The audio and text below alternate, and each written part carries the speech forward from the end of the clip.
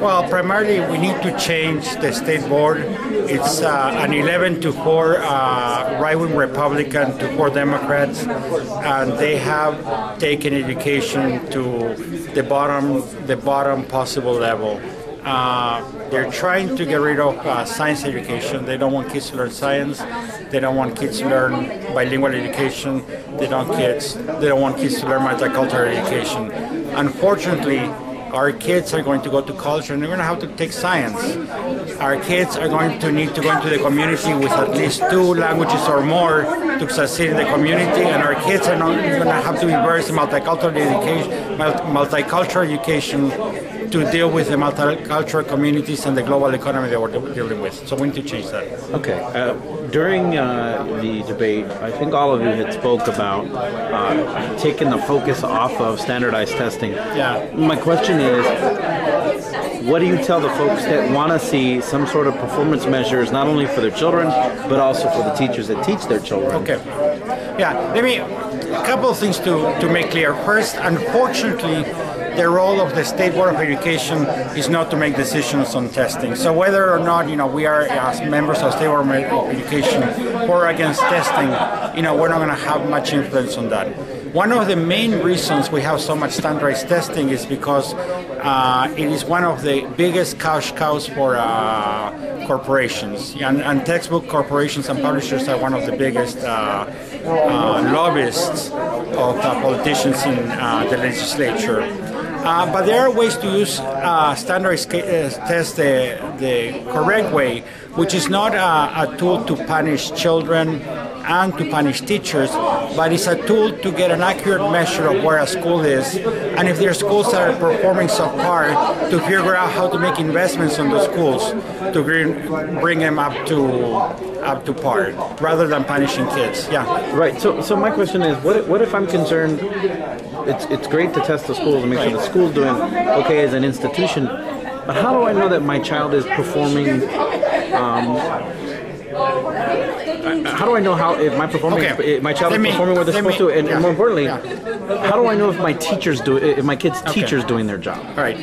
They did two studies, one in California and one in Texas, with over 80,000 students. And they were trying to find out what is the best predictor of future success in college and in society. And they found that overwhelmingly, the best predictor of success is classroom performance as measured by the teachers. Okay, so without a doubt. And then, of course, they account for, you say, well, one of the teachers is not hardworking, one of the teachers is too easy, one of the teachers is too hard. But if you have a kid who's been performing all along and making good grades, you know that kid has the ability to do well in college. The other thing is, most of us went to school when there were no standardized testings, and the teachers were the judges of our performance. And I think we did pretty well. I mean, so standardized test is not the best, and actually standardized test is a very poor predictor of performance. So unfortunately, when it says, well, how do I know that my kids are doing well? Well, standardized tests are not going to tell you that.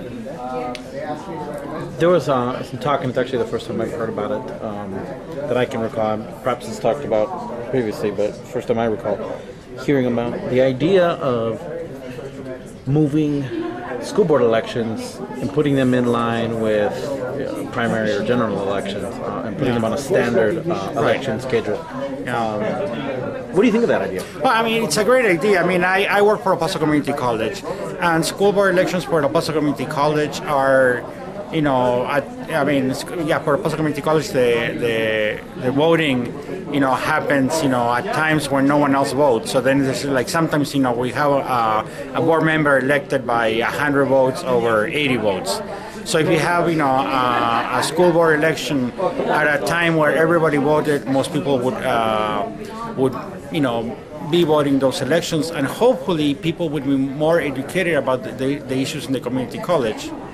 What makes you different than your opponents? What do you bring to the table that they don't? I have tremendous expertise in education. I mean, the only reason I'm running for the state board is because I have spent my entire life in education. I have no ambitions to be a politician. I don't consider the state board a political well, it is political, but it's more of a place where people who have expertise in education can contribute to the future of our kids.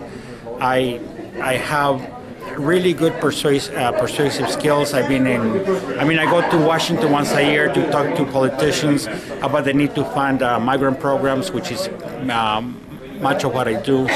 I have created these model migrant programs. In fact, I mentioned inside that the Migrant GD program has been named by the Office of Migrant Education, the Department of Education, as the top performing program in the United States for the past 2 years. And these are 41 programs. I have gotten over $10 million in grants from the federal, state, and local governments, as well as from foundations. And this has allowed us to create very innovative programs, and we're always recognized by our ability to create programs that are very successful. In fact, we're the highest graduating program in terms of GD graduations every year, with 250 students to 300 students getting the GD every year. And these are not kids who drop out of school. These are migrant workers, their moms and their kids who have been working actually in the fields, and no one else would serve them because they're so difficult to serve. So we go out to the colonias. We have classes from Tornillo to Canutillo, and we have classes there, and we have incredible high graduation rates. So I know how to develop programs that work, and that's my expertise. You had made a comment during the debate, and you said that you wanted to return credibility to the State Board of Education. Mm-hmm. What do you mean? Well, right now, the State Board of Education, I don't know if you've been watching the news, you have been watching Colbert, but the State Board of Education has become the laughing stock. The Texas State Board of Education has become the laughing stock of the entire country. There is a National Association of Governors on Educational Standards, and 48 states out of 50 have adopted Common Core standards. Texas hasn't. They don't want to teach science anymore. They call something creation science, but that is not really science. They don't want to teach bilingual education, where it's been demonstrated that bilingual education is helpful not just to immigrant children, but to all children. If you wanna go out in the community right now and get a job, and you don't speak a second language, no one is going to hire you. Whether we like it or not, that's a fact. If you want to succeed in a global economy and you cannot interact with various cultures, no one is going to hire you. Top corporate jobs hire highly trained scientists who speak at least 2 or 3 languages. A lot of the times they're foreigners because the United States is not producing them. So if we want our Texas kids to go out into the global economy, they need to be well prepared, not with what the Republicans want our kids to learn. What is your biggest critique of the incumbent, Charlie Garza? First of all, he doesn't understand education. A person that... he's a former superintendent of a local school district. Actually, no, he's not a former superintendent. He's... I'm sorry, a former administrator at a school. He's an assistant principal. He used to work at community college. Look, I don't know him that well, but if you look at his website, every other day his website changes. At some point, he was a PhD candidate at George Washington University. Then he stopped being a PhD candidate at George Washington University, and he became a PhD candidate at UTEP. Then he stopped being a PhD candidate at UTEP, and he became a PhD student. In one of his videos, he says he's top-ranked academically, the 5th top-ranked academic student in the entire United States. What does that mean? What is the top 5th ranked academic in the United States? He really doesn't know. He doesn't know what science is. How can you have someone in the State Board of Education who doesn't know what science is? Everybody... What do you mean he doesn't know what science is? Science is a field where if you go to 99.9% of the colleges and universities, you're going to be taught evolution as a fact. You're going to be taught that global warming is a fact. If you go to community college, you're going to be taught that. If you want to go to UTEP, you're going to be taught that. If you're going to go to New Mexico State University, you're going to be taught that.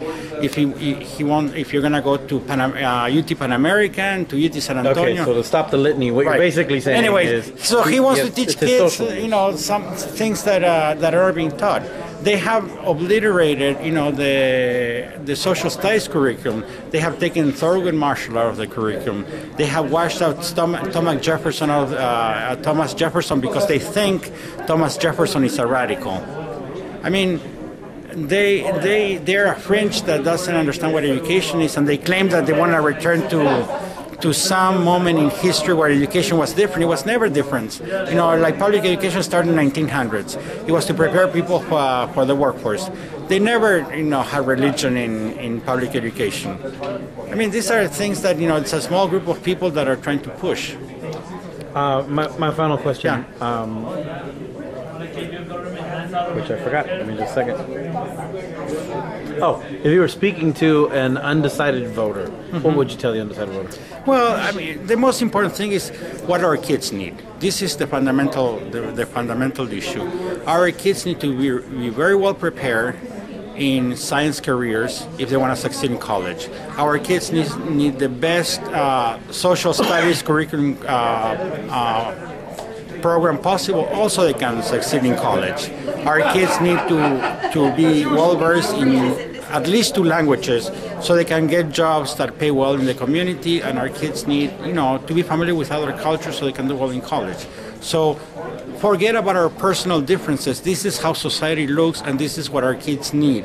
And then, as a father, you can teach them other beliefs. If you want to teach religion, there's, from 5 in the afternoon until 9 in the afternoon, every day of the week kids can go to church and study other perspectives. But to prepare kids for school, for society, and for community, and for the workforce, they need to be taught, certain things that are not being taught right now. Thank you very much. Thanks, man.